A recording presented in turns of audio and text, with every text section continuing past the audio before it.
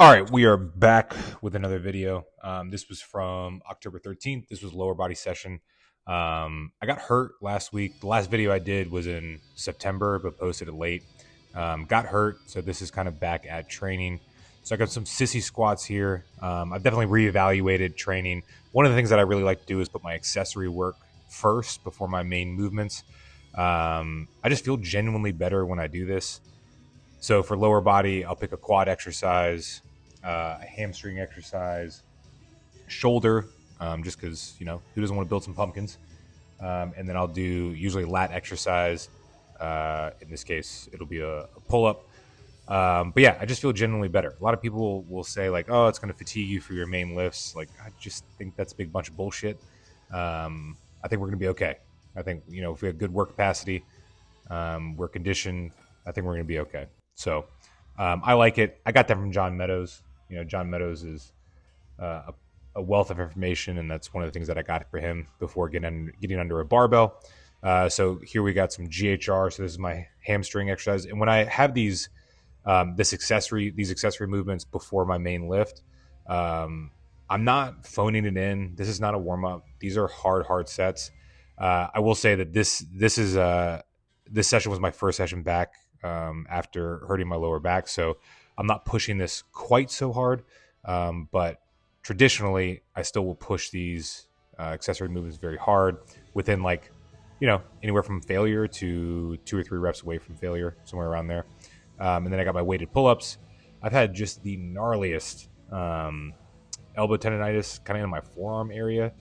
So I've just been dealing with that since about May. Not a big deal, but it's definitely hindered my pull-ups a little bit, which is unfortunate.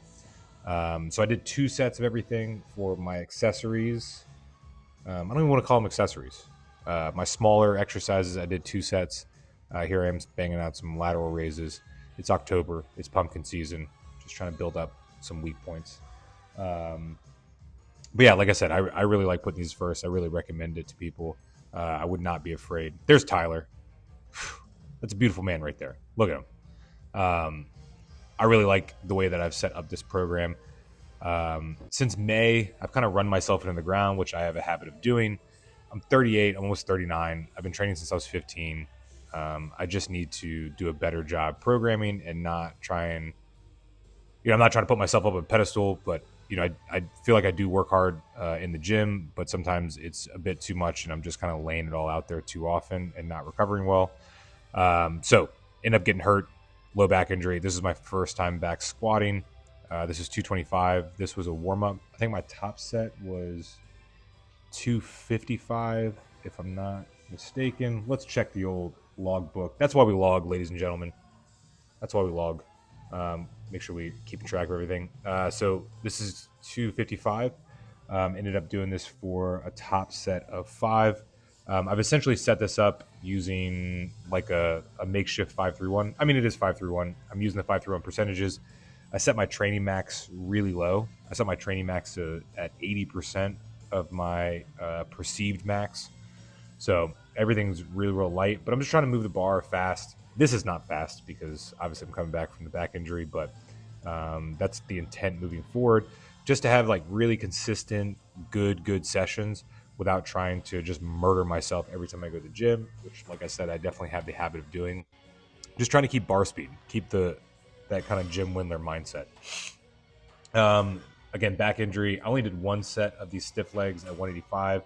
So that's the other thing with this program. I'm trying to keep everything pretty sub-maximal. I want to see how light I can train, how fast I can move the bar while still making really good progress. I want to push myself hard, but I'm also sprinting, jumping, doing plyos. So, it's a lot to fit in.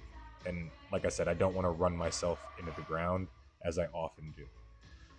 So here are my cleans. These were just hang power. Still learning, but they're feeling better and better. Honestly, staying at lighter weights because of my back, and they just honestly feel better. I'm much more the mindset right now of, hey, let's master certain weights instead of forcing the progressive overload. Let the progressive overload kind of happen by mastering the weights first.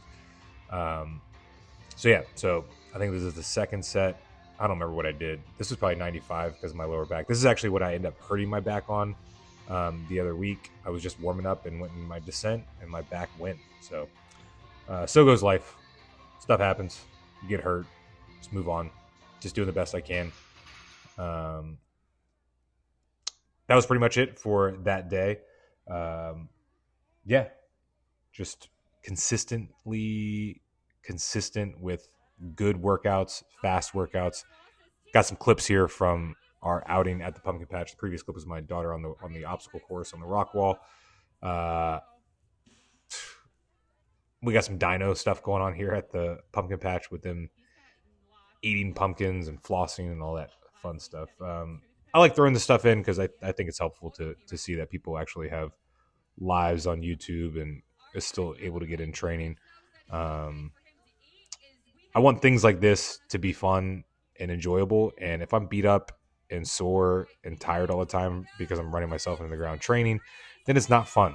So that's another thing with training. I want training to enhance my life, not take away from it. And when you hang everything up in the gym, it just kind of happens that way where you get fatigued and tired and everything. So hopefully you guys enjoyed this video. Hopefully you found it informative. Until next time.